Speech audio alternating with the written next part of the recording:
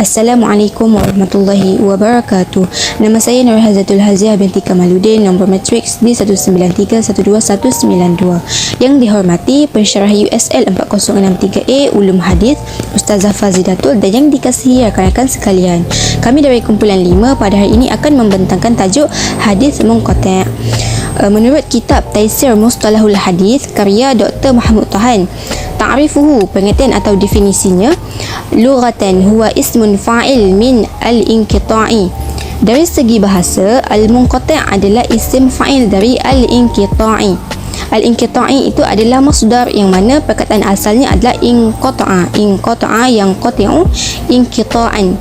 Begitu juga al-munqati' sebagai isim fa'il, inqata'a yang qati'u munqati'un.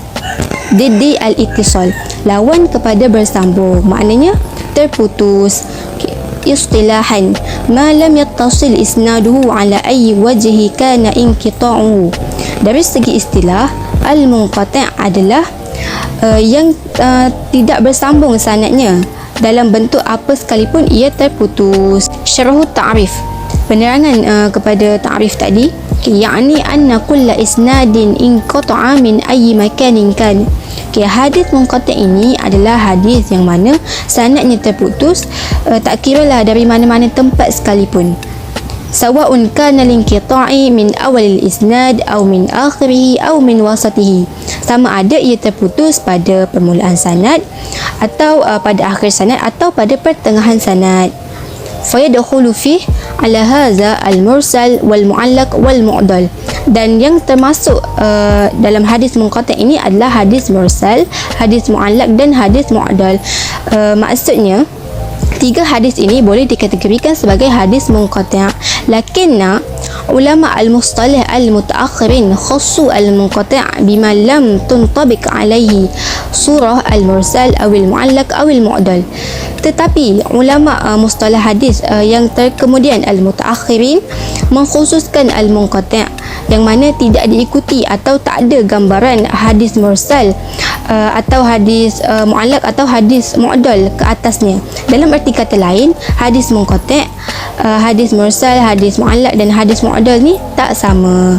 Okey, dari segi bahasa dan secara umumnya, hadis-hadis ini ada keterputusan sanad. Jadi dia nampak sama, tapi bila kita perincikan lagi setiap satu dari hadis-hadis ini, kita dapat lihat bahawa sebenarnya dia tak sama. Mungkin dalam penerangan untuk hadis mursal, untuk hadis mu'allaq dan hadis mu'dal, kita dapat lihat macam mana terputusnya sanad dia tu dari segi berapa orang atau tempat dia terputus dan sebagainya. Wa kadzalika kana isti'malu mutaqaddimin fil ghalib.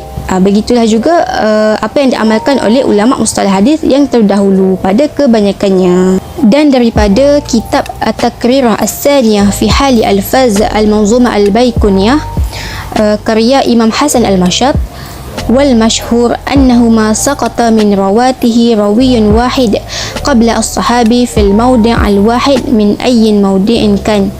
Dan yang masyhur dalam kalangan ulama hadis, munqati' ini adalah apabila jatuhnya dari periwayatan itu seorang perawi atau sanad yang terputus itu seorang sebelum sahabat, iaitu tabi'in dan tabi'in pada satu tempat dari mana-mana tempat tersebut. Maknanya hadis munqati' ini adalah hadis yang mana sanad yang terputus itu adalah seorang dari tabaqah tabi'in atau seorang dari tabaqah tabi'in. Dan para ulama juga mengatakan bahawa dibolehkan sanad yang terjatuh atau terputus itu dua orang tetapi di tempat yang tidak sama, dengan syarat tidak berturut-turut. Maksudnya apabila sanadnya terputus pada dua-dua tabaqah tabi'in dan tabaqah tabi'in dan dia tidak berturut-turut, juga dinamakan sebagai hadis munqati'. Mungkin kita dapat lebih faham bila kita masuk ke bahagian contoh dan sebagainya. Wallahu a'lam. Maaf atas segala kesilapan. Saya serahkan kepada sahabat saya untuk bahagian yang seterusnya. Bismillahirrahmanirrahim. Assalamualaikum warahmatullahi wabarakatuh. Nama saya Rahim Zulaikha binti Nusa Nizam yang memegang kad matriks D1931197. Baiklah, pada hari ini saya akan bercerita mengenai hadis muqaddid menurut ahli hadis. Okey, ada dua keadaan macam mana kita nak kenal hadis muqaddid ni menurut ahli hadis, iaitu yang pertama, sanadnya tidak bersambung. Okey, dan yang kedua ialah di mana di dalam hadis tersebut tidak di dalam hadis muqaddid ini tidak bercakap pasal hadis mursal, hadis muallaq ataupun hadis mudlal. Okey, hadis muqaddid ini dia merupakan satu orang panggil satu istilah yang bersifat umum terhadap setiap hadis yang mana hadis sanad itu terputus di luar daripada gambaran terputusnya sanad. Okey, macam mana? Ada tiga keadaan ni. Okey, yang pertama, pada bahagian awal sanad dia dibuang.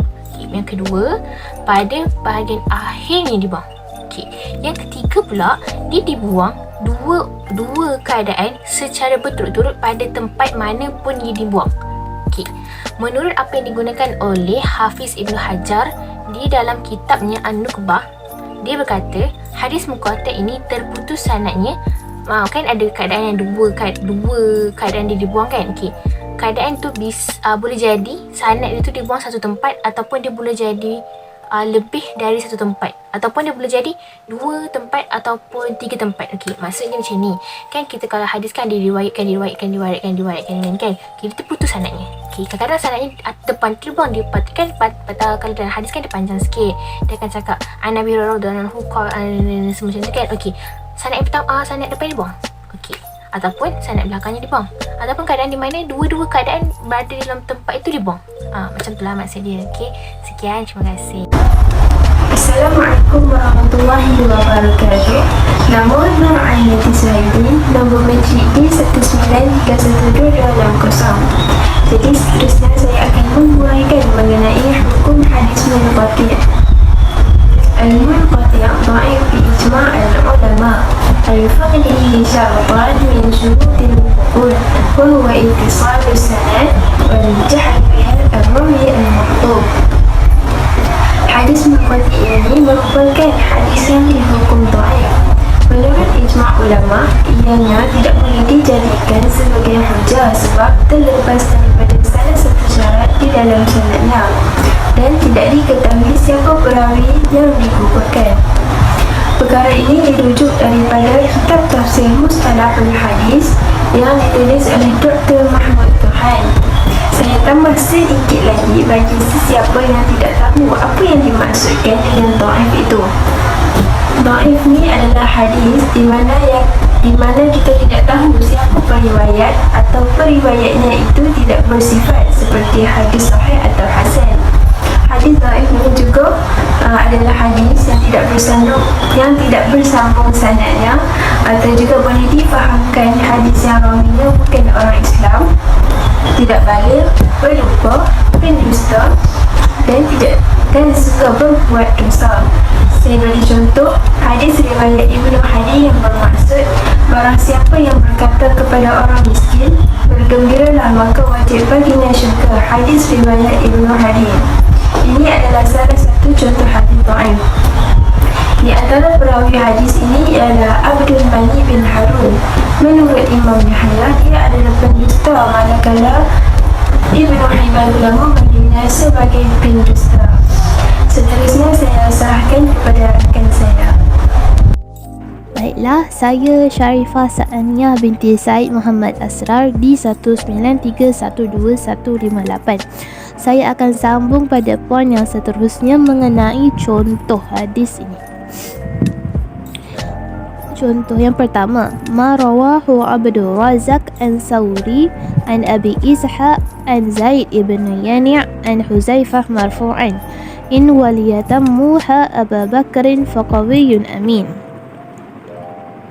Maksudnya, apa yang diriwayatkan oleh Abdul Razak dari Abu Ishaq dari Zaid ibn Yani' dan dari Huzaifah dengan sanadnya daripada Nabi.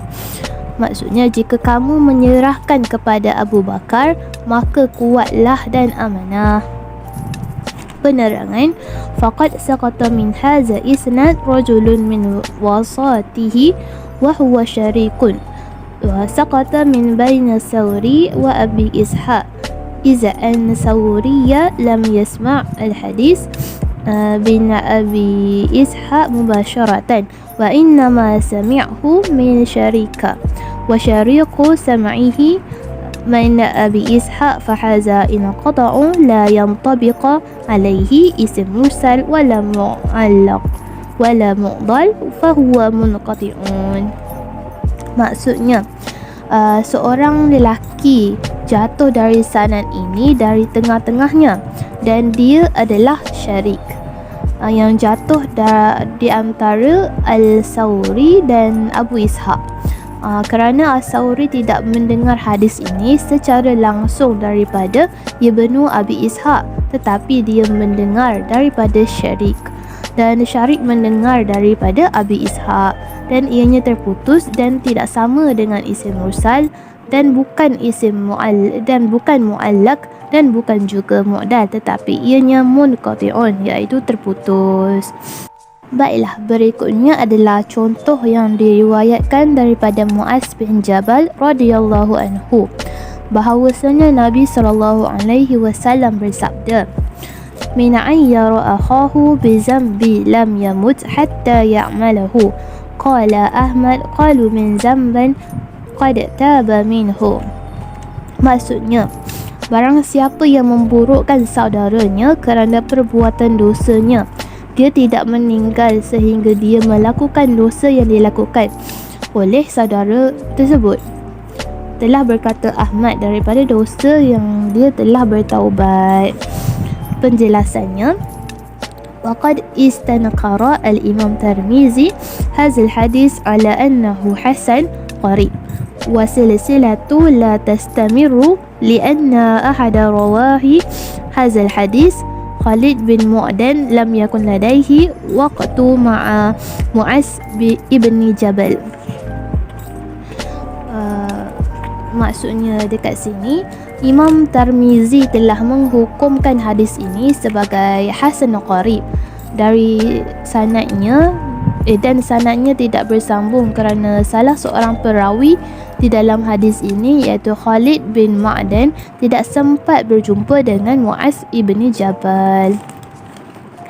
Waqala Imam Hafiz Ibn Hajar fi Balaghil Marami in haza al-hadis allazi asdarahu al-Imam Tirmizi ajazahu wa fi nafsil waqtin kasara silsilatu. Maksudnya, Imam Al-Hafiz Ibn Hajar berkata di dalam Bulugh Al-Maram bahawa hadis yang diriwayatkan oleh Imam Tirmizi ini telah dihasankan oleh beliau dan dalam masa yang sama sanadnya juga terputus.